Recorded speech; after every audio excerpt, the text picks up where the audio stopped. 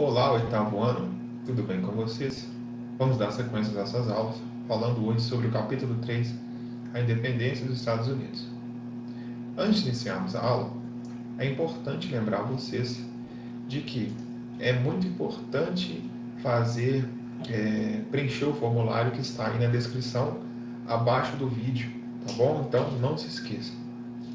Vamos dar início à aula? A independência dos Estados Unidos está inserida dentro de um contexto da crise do antigo regime, no caso o absolutismo, as ideias iluministas, tá? Que levaram a crença nas liberdades, igualdades, né, entre todos.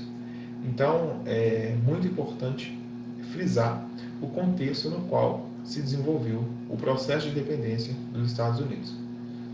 Os motivos, dentre os vários, né, nós podemos dizer que, primeiro, a autonomia política e fiscal das 13 colônias.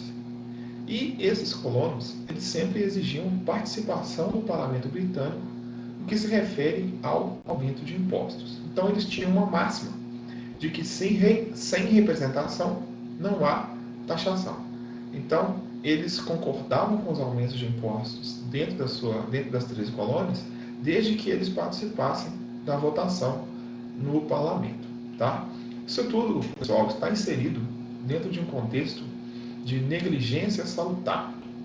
Negligência salutar é deixa que os colonos se desenvolvam, né? Essa foi uma medida adotada pela Inglaterra. Por que a Inglaterra deixou os colonos à vontade inicialmente? Porque a Inglaterra estava inserida em um contexto de revoluções dentro do seu território, né, dentro do seu estado. Podemos citar a Revolução Gloriosa, né, que teve ao início, desde a insatisfação com os reis Stuarts, a Guerra Civil. Isso tudo fez com que a Inglaterra não tivesse como prestar atenção 100% na sua colônia. Então, nesse contexto, os colonos, né, eles se desenvolveram de forma autônoma, tá bom? Então, eles estavam acostumados a esse tipo de política. Na Guerra dos 7 Anos, que ocorreu entre o ano de 1756 a 63, que envolveu Inglaterra versus França, a Inglaterra, mesmo vencedora, ela perdeu muito dinheiro. Toda a guerra há muitos gastos. E para recuperar esses gastos, os ingleses começaram a fazer o que até então não tinham feito.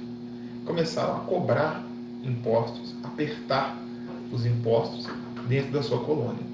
Porque assim eles acreditavam que iam recuperar o dinheiro que eles tinham gasto, né, na guerra. Então foi a solução encontrada pela Inglaterra, aumentar os impostos da colônia para conseguir dinheiro ali e assim resolver o problema do dinheiro gasto na Guerra dos 7 Anos.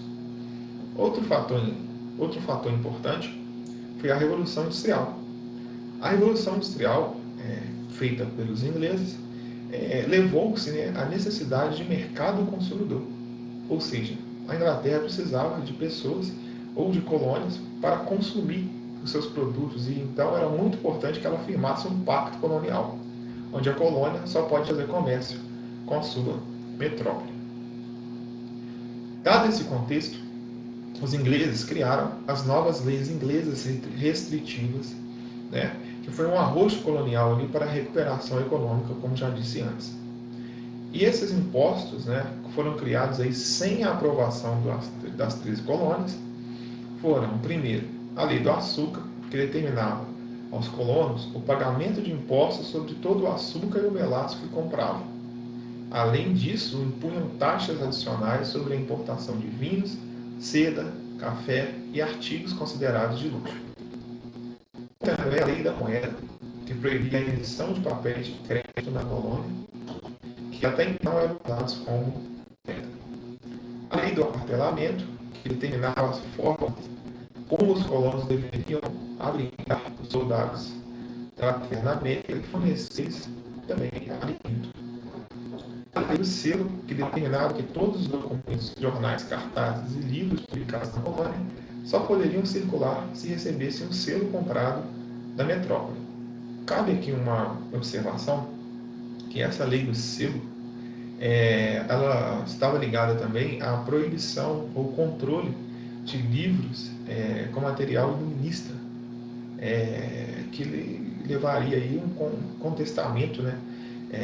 Os colonos poderiam contestar a partir das ideias iluministas as medidas adotadas pelos ingleses, tá? Tivemos também um outro ato, né? O ato do ministro da Fazenda inglês, determinou medidas que lançavam altos impostos sobre o vidro, o papel, corantes e também o chá. No ano de 1765, o Congresso, né, da Lei do Selo, né, foi feito. Os colonos decidiram romper com as 13 colônias até que eles suspendessem aí essas leis, né, que eles não concordaram. Tá? Eles tinham a máxima de que sem representação não há taxação. Ou seja, se eles não estiverem lá no momento em que os impostos seriam votados, né, esses impostos não valeriam dentro das 13 colônias. Resultado, a Inglaterra recuou um pouco no primeiro momento e revogou a lei do selo, inicialmente. Em seguida, a Inglaterra deu 2 passos à frente, que ela criou novos impostos. Isso levou a uma insatisfação muito grande dos colonos em relação aos ingleses, pois um dia, né, ocorreu um episódio que ficou famoso, conhecido como o Massacre de Boston. Estavam lá os soldados ingleses e os colonos começaram a brigar com eles, a discutir, né? E nesse momento houve uma briga, né? E os ingleses atiraram e mataram alguns colonos que estavam ali. E essa festa, essa guerra, né? Esse massacre de Boston, foi aí uma bandeira, um símbolo da independência dos Estados Unidos. Né? Eles usaram essa causa aí como um motivo aí de incitar uma revolta contra os ingleses. No ano de 1773 foi criada a Lei do Chá, que essa lei dizia que os colonos, né, as 13 colônias, só poderiam comprar o chá das Índias Orientais, ou seja, da Inglaterra.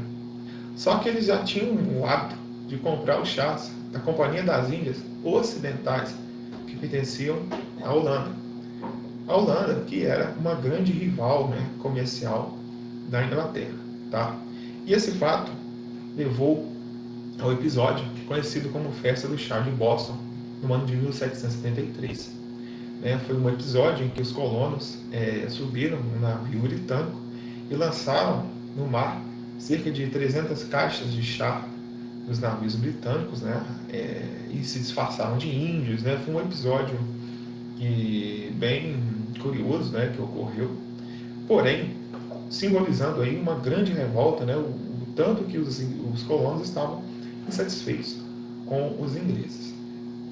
A partir daí, a situação entre a Inglaterra e os colonos e as 13 colônias ficou cada vez mais difícil. A Inglaterra, visando recuperar os prejuízos da lei da festa do chá, né, onde eles lançaram chás no mar, ela criou as chamadas Leis Intoleráveis, no ano de 1774. Essas leis implicavam que o fechamento do porto de Boston até que os prejuízos dos navios britânicos fossem pagos. Outro ponto foi a ocupação militar em Massachusetts e a perda de sua autonomia política e também administrativa. E os envolvidos na festa do chá foram levados a um julgamento e tiveram punições severas.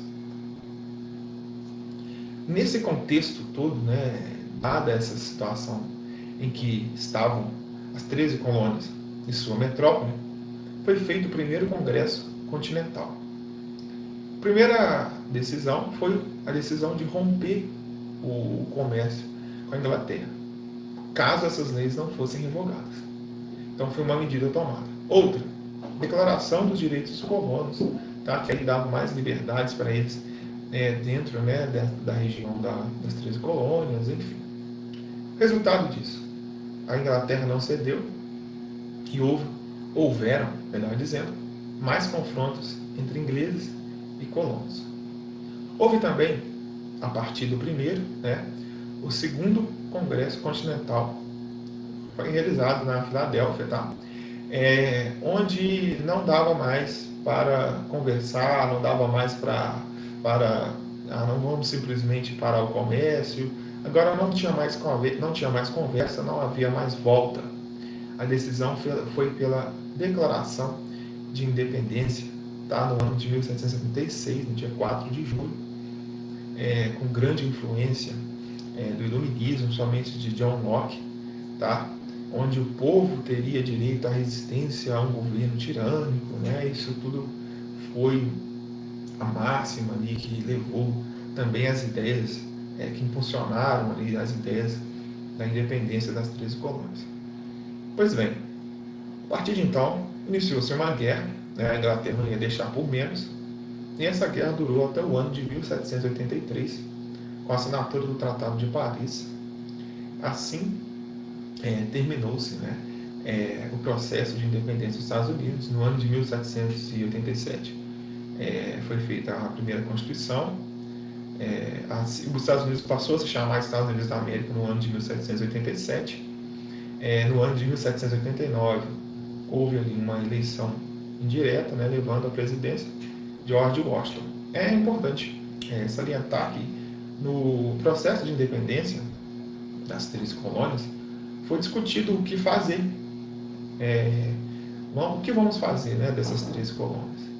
Então, é curioso a gente pensar, né, que os Estados Unidos da América, é engraçado que eles não têm um nome de um país como a França, como a Inglaterra, né, como o próprio Brasil, né, eles chamam os Estados Unidos da América. Então isso mostra que uma grande influência aí das ideias liberais, né, dentro dos Estados Unidos, e autonomia dos estados, né, que até hoje, né, a independência dos Estados, a Carta de Constituição dos Estados Unidos mantém essa ideologia. Então, essa foi a nossa aula sobre a independência dos Estados Unidos. Até a próxima aula. Um abraço.